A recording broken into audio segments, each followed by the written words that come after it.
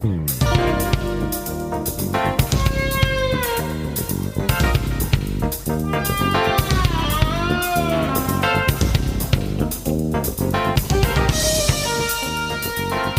to the More Perfect Union, the podcast that offers real debate without the hate. I'm Kevin Kelton, along with Ward Anderson. Hello, dear friends, and welcome to the program. And Greg Matusak. Hello, and thank you. I want to congratulate all my fellow Italian Americans, and congratulations on Italy winning the Euro Cup, or something football-ish.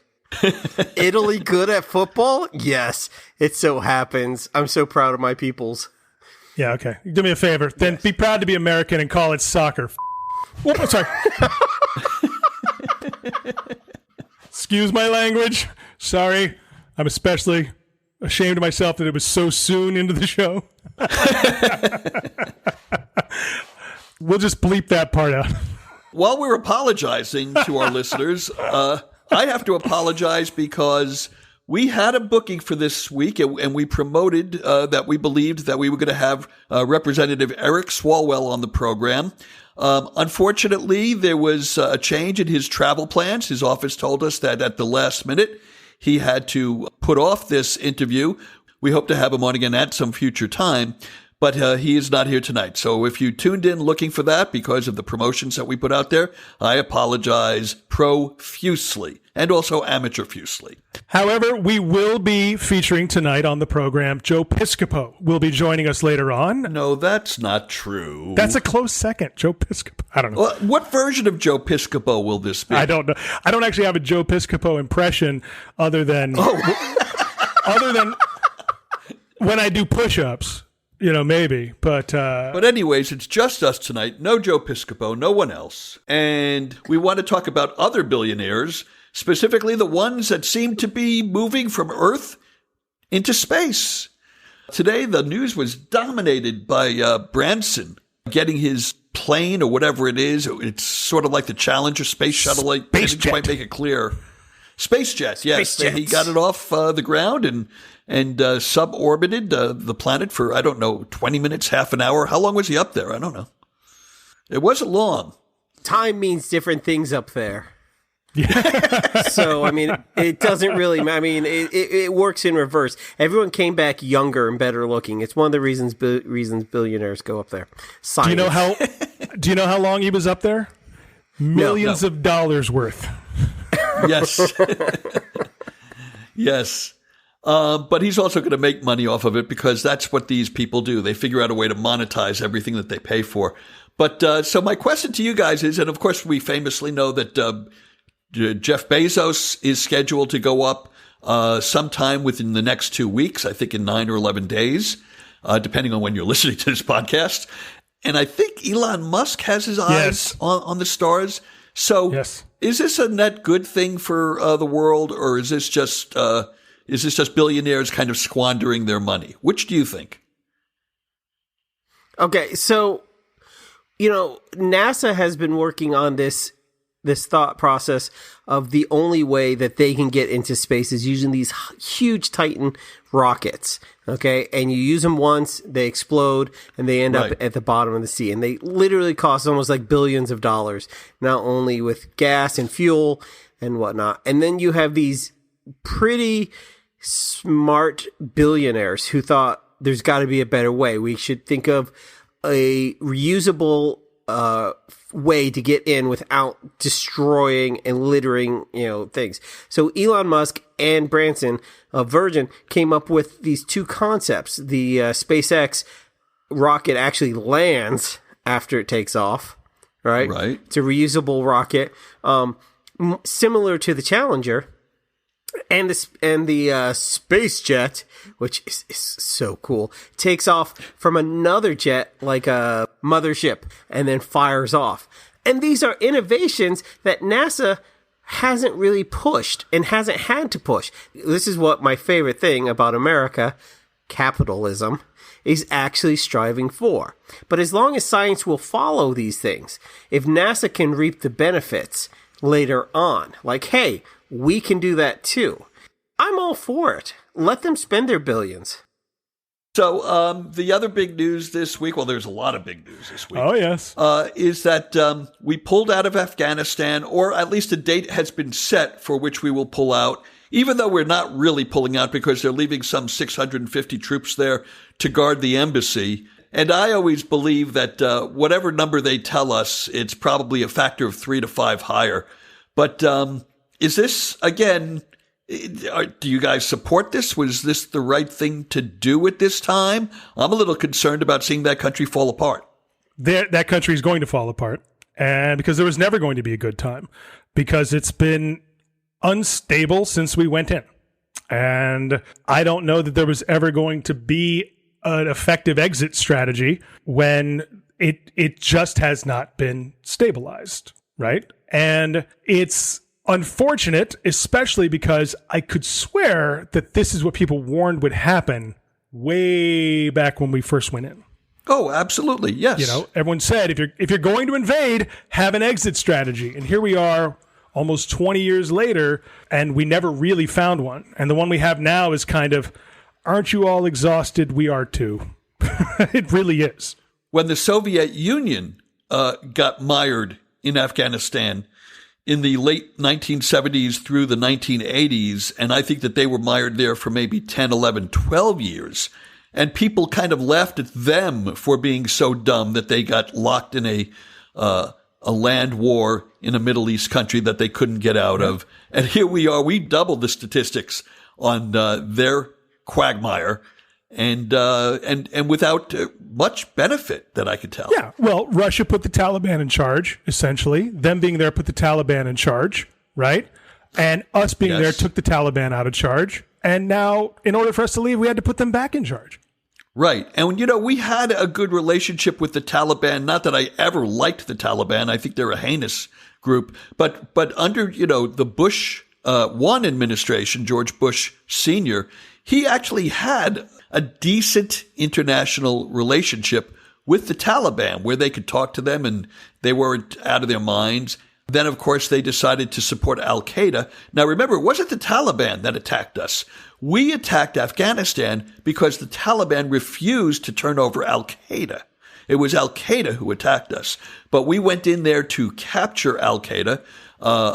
We did knock them mostly out of that country. And, of course, famously caught Osama bin Laden some 5, 6, 7 years later. No. I'm sorry. It was 10 years later. It was 10 years later. It was 2011. 2011. That's right. So it was 10 years later. 10 years. Has it been 10 years? But unbelievable. But I don't know that we achieved any geopolitical, anything good being there. But we could have stayed there forever, and I think Biden made a brave choice. I'm not sure it's the right choice, but he certainly made a brave choice in saying enough is enough. We're pulling our people out. Right. I think you're right. It's probably time. The issues that I have is that we are now leaving behind at least 18,000 translators who have been sympathetic to our cause, who will die. Their families. Yes. All these people who have been working with America to try to stabilize the country, who under the Taliban regime are going to die. These people deserve refugee status, and they need American help quickly to move. Unfortunately, that's probably not going to happen with how the current refugee status works. And we can try to get... Right. It's just... And... this is where politics is the worst, and it becomes odious. Do we up the level of refugees from one place? Because it will take an executive action, which is what we're going to need for this to happen, because people will say, well, we don't need more refugees, and this is the president's fault. Oh, Democrats, you're to blame. Look at all these dead children. You shouldn't have pulled out. And they'll make it fodder. And it's horrifying. And that's really a true sadness of this. Okay, so I want to ask you, we talked about this. Obviously, it was a quagmire, and we've talked about some of the ramifications. But at the same time, the president of Haiti was assassinated just about a week ago. And now that country, which is only 700 miles off the coast of Florida, closer to us than Puerto Rico, by the way, they're on the precipice of maybe teetering into civil war or God knows what. And they requested that the United States send some kind of military aid so that they can stabilize the country. And at this point, the Biden administration seems to be leaning the other way. So with Afghanistan in mind, again, is Biden making the right call? Or, should we be a little bit, it is the Monroe Doctrine, it is our hemisphere. Should we be taking a more active role in stabilizing Haiti? Yes. We probably should have done something in Haiti a long time ago. Haiti's been a cluster F for a long time. I'm surprised how many people didn't realize that until this past week, how crazy Haiti is and the government there is and everything that's going on with them and has been for a long time, and how few people know how close they are to us, like you just said, Kevin. As far as Haiti, so many people cry about illegal immigrants and cry about, it's so terrible that all these people are leaving these countries and coming here. Well, if we help these countries in the first place, then they won't want to leave. If we stabilize these countries, like Haiti, for example, then they won't have these issues, roving gangs, a corrupt military, so on and so forth. I've always thought of Haiti as this country that America really kind of tries not to talk or think about. But there are people out there listening to this who will go, there's none of the oil in Haiti that there is in Afghanistan and Iraq and places like that, so therefore we don't care as much. Or also Haiti is, I don't know if it is now, but at one point it was the most riddled with AIDS in the modern Yes. world. No, that's true. It had the highest infection rate. I know. I was going to make a joke is that, yes, we don't import that much oil from Haiti, but they are the number one supplier of AIDS. But you see, there's something to be said about that. I honest to God wonder if, because Haiti's an impoverished nation that has these issues, if that's why we try to kind of look the other way. I don't agree with that. I'm saying we should have been in Haiti a long time ago. We should have done more to help Haiti a long time ago. Okay. Well, now let's turn our eyes towards our own shores. And the New York City mayor's race has finally been called in favor of, and help me out, what's the name of the fellow that won? I don't even know his name yet. No, Eric Adams. Eric Adams. Yeah, he's a former policeman.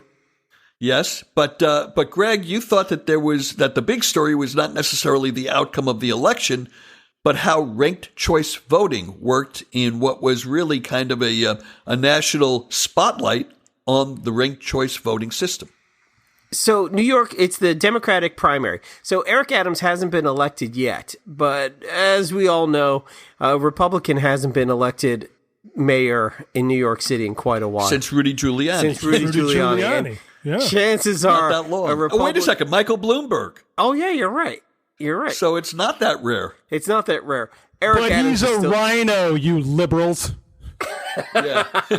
There's a really good chance. I'm not a betting man, but I'm still thinking Eric Adams is going to win. So it was the New York City Democratic primary that the ranked choice voting, and it was the first time in a large election that we've seen ranked choice voting. And for those of you who are really big into voting, like myself, this is really exciting. Ranked choice voting is, instead of just casting one ballot for each voter gets to cast their first choice, their second choice, their third choice. And each choice is given a numerical value. So your first choice could be given 5 points. Okay. Your second choice could be given 4 points. Your third choice could be given 3 points, and so on and so forth. They will add up everybody, right? And what they'll do is that anyone who doesn't make a certain cut, right? Anyone who doesn't make, let's say, the top 10, right? Their votes, all the people who voted for them, they get shifted back up. Okay, so there's several rounds of this. Okay, so if their first choice doesn't make it, then their third choice or whatever gets lifted up or something like that, say? Yeah, it's all done by computers. It's very exciting. So it's not just like it's all done. Differ. It's super exciting. So the point is about this, though, is you then have a better chance of saying, I like this guy or I like these people. Okay. And instead of saying, well, like we just had with Elizabeth Warren, right? I loved Elizabeth Warren. I thought she was great, but we were told constantly, we only have one choice. It has to be this person or nothing. But what if I could give some of my votes to Elizabeth Warren? What if I could give like 4 points to Elizabeth Warren, right? Then maybe she could have won, right? Right. So in theory, let's use the 2020 Democratic presidential primary as an example. What you're saying is, if you get to Iowa and you have 15 people running, yep. So if you eliminate the last 10 and then use their second choice votes to recount who ended up where, Elizabeth Warren might have gone from way down in the pack. She might have gotten to second or first place, right, which would have changed the dynamic of the whole primary system. Exactly. People's truer intentions come out. Okay. It also allows for a more diverse grouping. Okay. As far as people running, you don't get just really safe choices. You don't get, well, we know this person has the best chance, so we're going to vote for them. Okay. And that's it. So you're a fan. You're a fan. Oh my goodness. I cannot tell you in so many ways. It helps minorities. It helps women. It helps all the people who voting should help. Yeah. And yet, let me just play devil's advocate. I know this is your favorite part of the show, Greg, when I play devil's advocate. Damn it. But, they did have some counting problems in New York. It does slow down the ultimate tally of the votes. And as we saw in the 2021 election, Americans get very suspicious when they don't have a winner by 12 o'clock or on election night or 1 a.m. the next day. So do we really want to change voting across the board to a system where you don't know the outcome for anywhere from 3 to 5, 7, maybe 14 days? Yeah, okay. For the president, I can't see this working, to be quite honest. We're still, and as much as I'm going to catch flack for this, when I say stuff like we're a two-party system, everyone, let's deal with that for like the next 40 years and until the Green Party starts working on local elections. But for like city elections and for councils and for mayor stuff, this is great. And as far as instant gratification, which is what we're talking about, and Uber on demand and movies on demand, we're just going to have to realize that sometimes democracy has to be done right instead of done right now. Trademark. All right. Mm-hmm. Okay. So Greg thinks that we should be voting like Tinder. I like the swipe left, swipe right Let's do system that. of picking our elected officials. Let's change it to voting by Tinder, which is very similar to the rank method right now. And you can swipe left if you're kind of into that one, but you know what? Maybe you don't match. Maybe the next candidate is the match for you, right? Maybe it's Andrew Yang. You don't know. Oh, come on. I'd have to be pretty lonely and drunk for that to happen. Okay, other things in the news this week. I'm trying to keep things going along. Can we get through 6 months without another C-PAC? It seems like they do these things every 3 months now. I don't know. Yeah, so C-PAC is usually a yearly thing, the worst of the worst. But this one the last one was in February, and now it's in Texas. C-PAC is sort of like spring break for right-wing zealots. Yeah. And it's like they're going to do more of these. That's their plan. Show me your tax evasion. You throw them beads. It's like Mardi Gras. It's terrible. And they say the same things. The big lie. Biden didn't win. Hunter Biden. We've moved on. No, you've moved on. They haven't. Yeah. The biggest problem, in my opinion, when it comes to C-PAC right now. Yeah. First of all, they don't have an election coming up to be getting all excited and rallying about. But secondly, I don't know if anyone else has been paying attention to this, but Republicans don't have any policies right now. They never came up with a health care plan.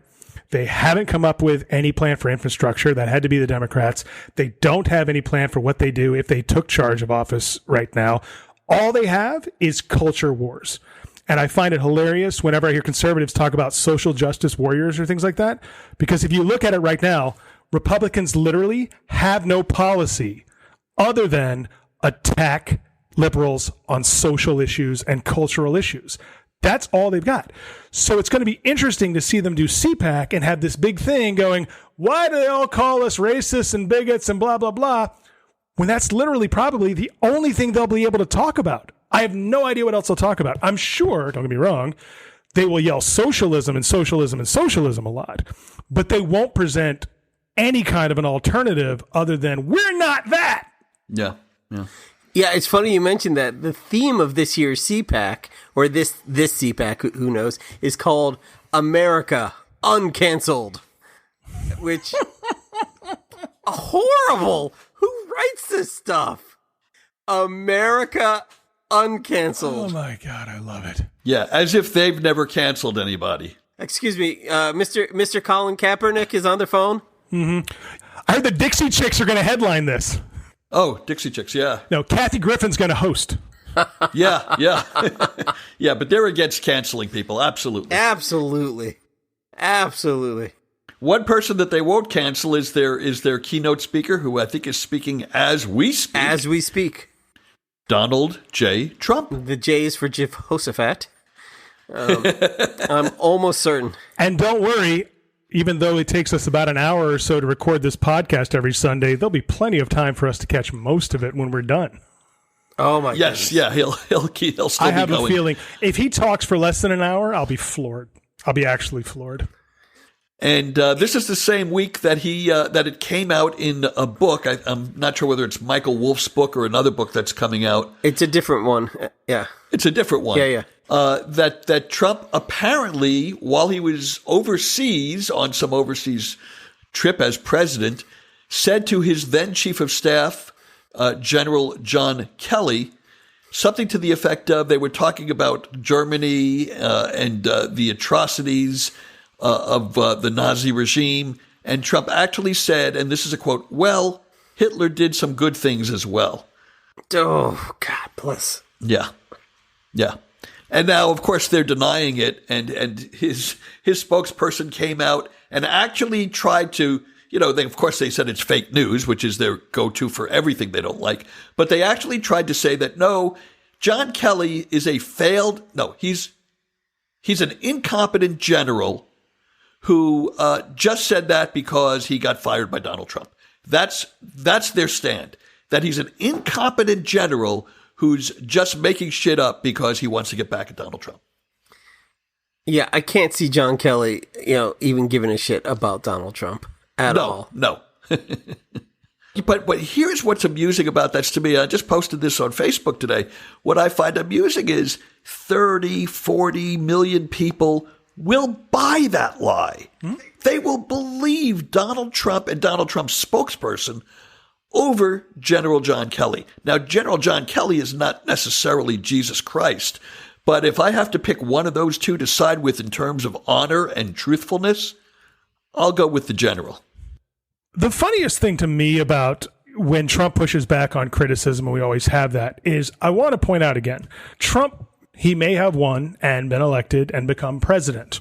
Fine. Admitted. That does not make him an expert at anything except real estate and maybe brand marketing. These are the things that Trump is an expert at. They're good at, right? What I always find amazing is that Trump fans adore him so much. They believe that people who have spent their entire lives studying the thing that they do, or being the thing that they are, or working in the field that they are, they're the ones that are incompetent and pathetic and don't have a clue what they're doing because they dare question the guy who has zero knowledge or experience in anything that they do.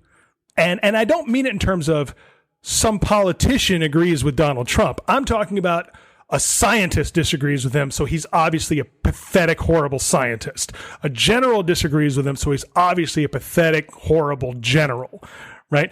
And it's at some point you have to say, if you believe that Donald Trump is is a brilliant businessman because he's a millionaire, then you also have to believe that the scientist is a brilliant scientist who's been doing it for 30 years, or the general is a brilliant general who's been doing that forever. If you think that because Donald Trump is a rich real estate guy, that he's brilliant with real estate, why do you think that everyone who opposes him is stupid in their own field? This is one reason why the Trump supporters become so laughable, because you go, he's not your boyfriend. You know, you don't have to defend him like he's your lover. And if anyone criticizes something, it must be the other person that's the problem. We saw this with Fauci. You know what I mean? We're seeing it now with Kelly. But didn't we see it also several times when people from his staff left? All of a sudden, they were terrible at this. Several times undersells it. He's done it over 100 times. And every time it's, who are you going to trust, me or that person? And, you know, this man has a persecution chip on his shoulder that's, you know, as big as Richard Branson's net worth. This guy is always the victim of someone else, and someone else is lying about him. Someone else is incompetent. Someone else is trying to take down his administration for a political agenda, even though there were right-wing Republicans that supported him. This includes all of the attorneys general and all of the secretaries of state who are Republicans who said, look, we counted and recounted and recounted the votes in our state. Biden won. And Trump just had to be the victim and say, they turned against me.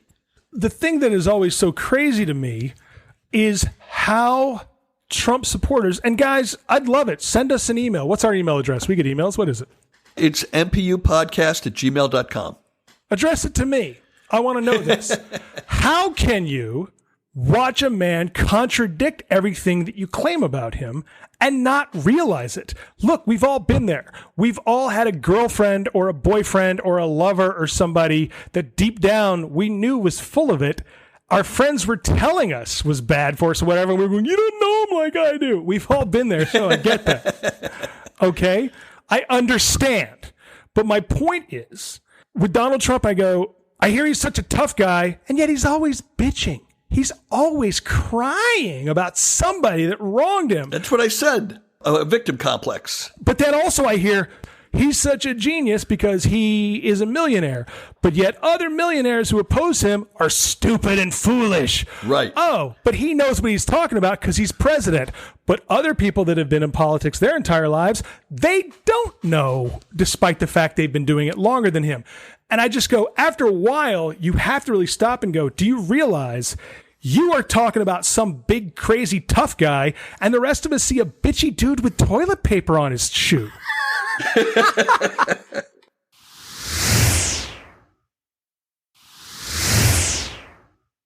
All right. I'm gonna be Kevin for a moment and play devil's advocate. How do you like it? I'll tell you once you've done it. Yeah. Okay. So look, it's not just this sense of disconnect that a lot of Trump voters. I know a lot. I'm related to a lot of Trump voters. You're related to all of them. Part of the scene. I'm related to everyone. It's not just like this disconnect they have from reality, because it's not. They're just not listening to Trump alone. They're listening to an entire news network, an entire propaganda machine. And so you guys are hearing like, oh, he's not a tough guy because he bitches all the time. Well, in their world, in their media circle, in their bubble, he's not bitching. He's giving commands. He's riding on top of a truck and a tank, and he's like, hey, you, get out of here. I'm the guy in charge. He's writing doctrines, and every article and every newscaster is fawning over and giving softball questions and then just throwing shade on everybody. Like, Fauci? Really? I don't even know if they let him touch test tubes anymore. No, he doesn't touch test tubes anymore. He's above. He doesn't actually sit in the lab. I don't know. Maybe he does. But, when you say stuff like that, it sends this whole sense of doubt. These people are not insane, but it's not completely their fault. I think it's their fault. So we've indulged ourselves. We got caught up in the whole Trump thing, but let's get off of that and get to COVID-19, which, by the way, I think it's time we named it COVID-21. But Greg, you brought this to our attention. There's a story in the news about a group of 30 high school kids from Boston. Well, why don't you tell our listeners what went down with these kids? So it was a flight to the Bahamas, and it was leaving. It wasn't leaving from Boston, but it was leaving from, I believe, North Carolina. And the flight was slightly delayed, and there were 30 kids on a school trip. So these were mostly seniors, 17 and 18-year-olds, and after a slight delay, they refused to put their masks on. It's still the rules of most major airlines that you have to wear a mask during time in air and whatnot. At which point the cabin crew said you have to put your masks on. And eventually, and it wasn't all of them, but let's say 25 out of the 30, the F word kept being thrown around. You can't make me, blah, blah, blah. And eventually captain said, all right, we're not going. I'm turning this flight around and we're all going home. And, the airline put everyone up for the night except for these 30 kids. They had to find their own way home. The airline wouldn't fly them back. And they had to sleep in the airport that night. Okay, so since that's obviously one of the continuing downsides of the whole COVID crisis, I wanted to end the podcast tonight with a discussion about something that I saw mentioned in the media this week, and I thought it was an interesting area for us to touch on, which is what are some of the good things, if anything, that has come out of the COVID pandemic? And it can just be a realization about who we are as a society. I'll go first and say I am so impressed with the scientific and the medical community and the way they just jumped into action and were able to turn out not one, not two, but multiple working vaccines in historically quick time. And it doesn't make a difference whether you're a Republican, whether you're a Democrat, who you want to give the credit to. The credit ultimately has to go to the scientists and the medical experts who did the hard work to get us there and saved the planet. And it's just amazing to me. And so I think about that a lot. Just one quick other thing. There was a ticker tape parade in New York this week for frontline workers, not just doctors and nurses and people that worked in hospitals, but the people who were delivering our food, who fed in a way. They fed people when people were too afraid to leave their homes. They saved the country.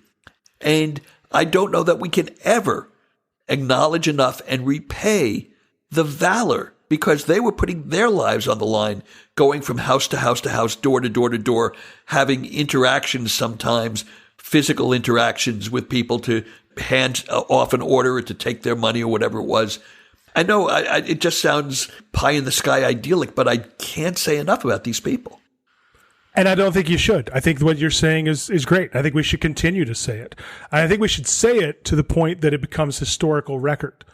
If you look at the way we talk about certain people throughout our history, so if you look at the Minutemen, right? If we look at American history, the Sons of Liberty, we look at American history and things like that, and we look at our veterans from World War II and stuff like that.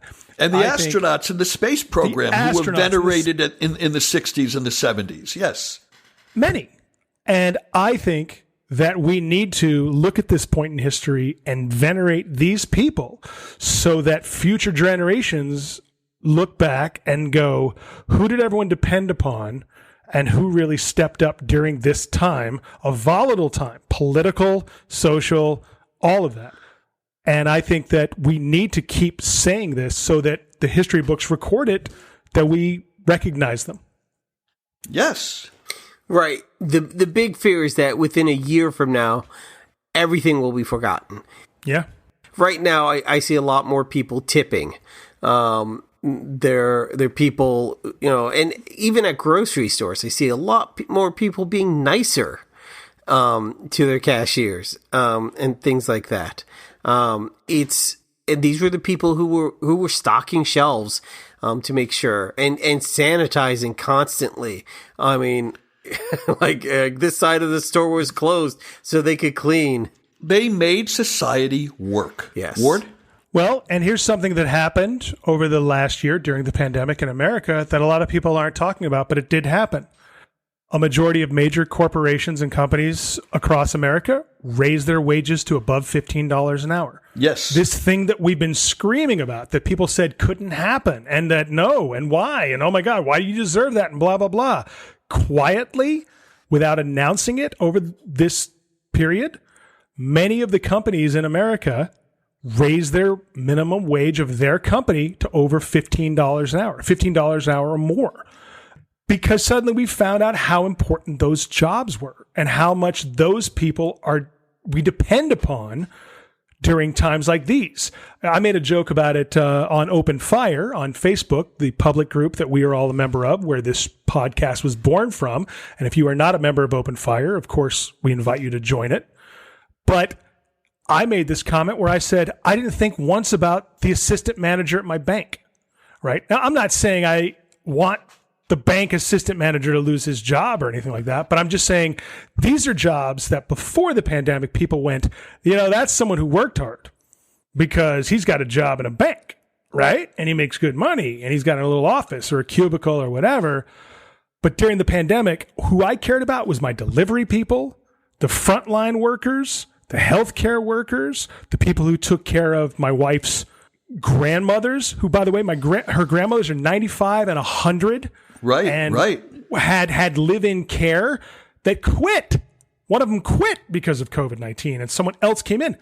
And the nursing home people, the people that work at nursing homes, who saved the lives of old people. It's unbelievable. And some of them died doing it. And some of them died doing it. And I don't just mean, when people say like nursing home workers, we don't just mean nurses and orderlies.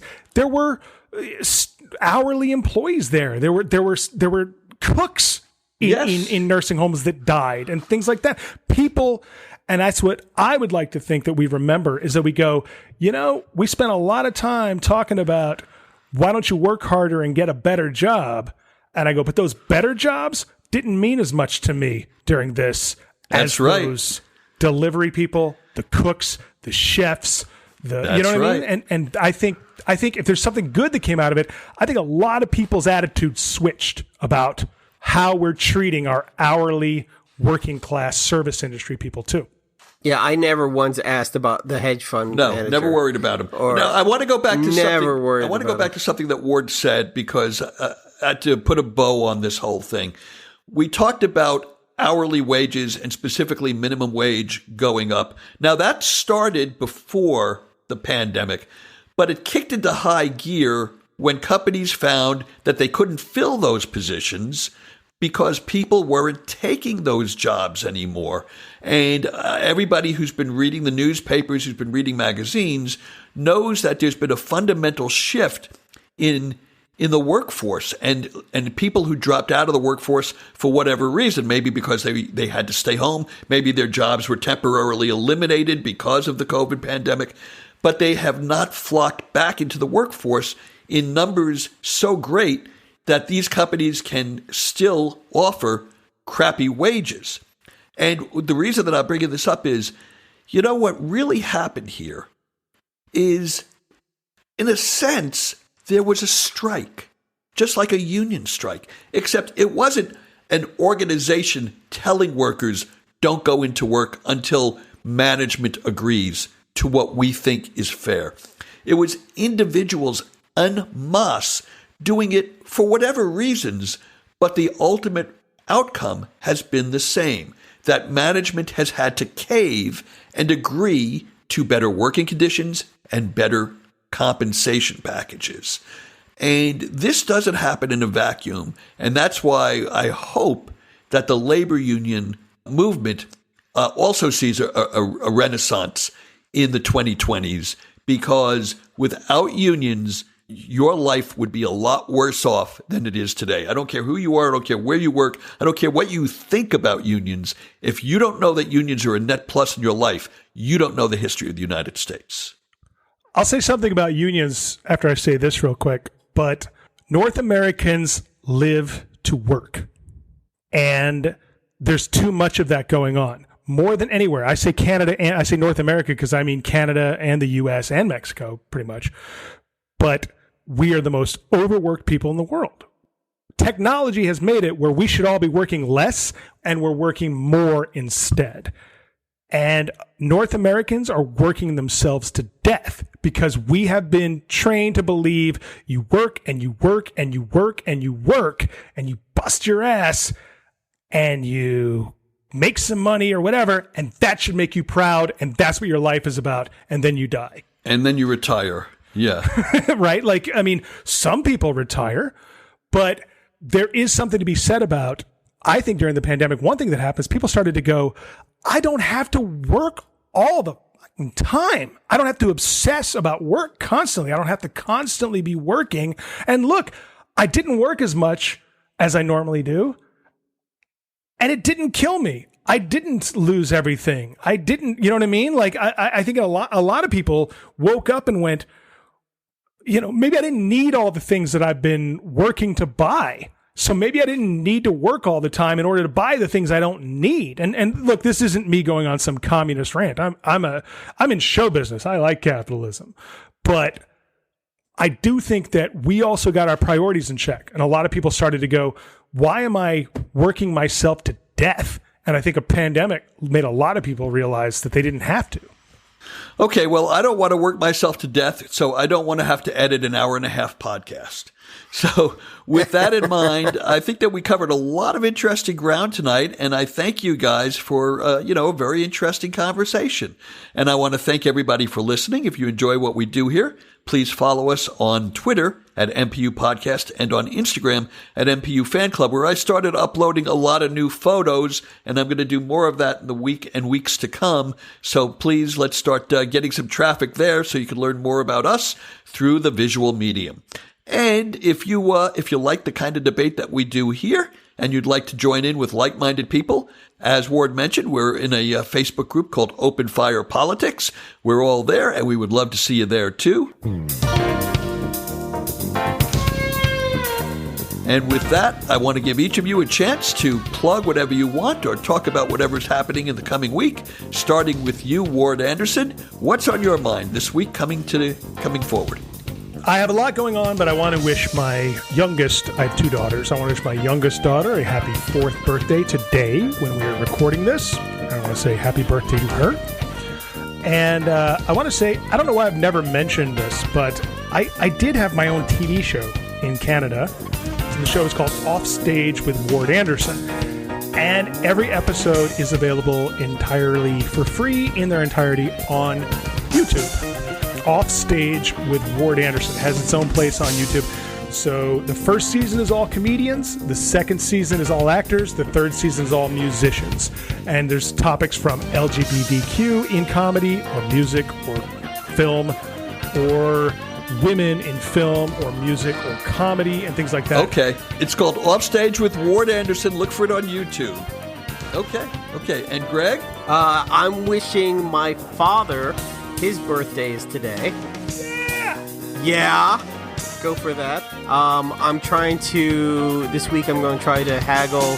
Ward has a comic book collection for sale. I'm going to try to get that. Look at this. And I would like to plug Matt Dusk. He's got a concert in Toronto. You're plugging all of Ward's stuff. Who the fuck is Ward? And that's a podcast.